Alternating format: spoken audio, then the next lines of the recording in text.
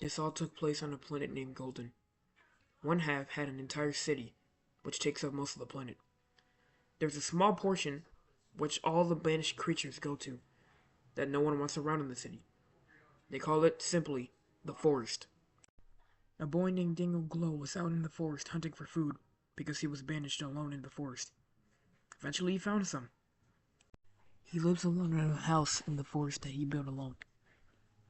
However, as he was walking back, he was almost hit by a yellow beam. Knowing he had the power to fight back, he used it and beamed back at it, whatever it was. The creature then gets beamed back to the tree. He soon recognized her as his sister. "Dee, is that you?" she said. "Luna, is that you? What are you doing all the way out here?" After the city banished us, and after the family kind of got separated, I decided to come to the forest because that's where all the creatures got banished. But we've been nice to each other in the past. Maybe we can hang out together here for a while. We have been good step-siblings to each other, Luna, so sure, I don't see a problem with it. Suddenly, a gray beam separates the two. "Haha, take that, you yellow beamers," said Casey, an enemy of their family. "Go bother someone else," they each cursed at her.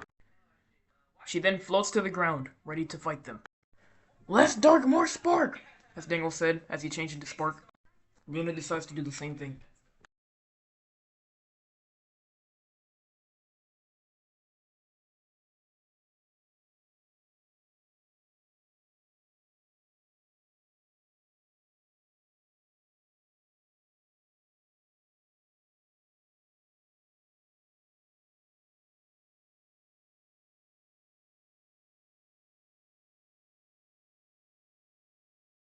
Casey then says, "This isn't over.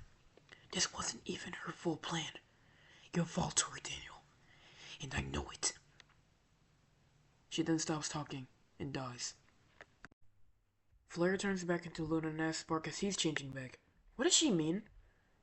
"I don't know, but I believe we can handle it together." Luna smiles and says, "You really think so?" Dingle looks at her and says, "I know so. Now let's get back home." They head back to their house as the episode ends. To be continued.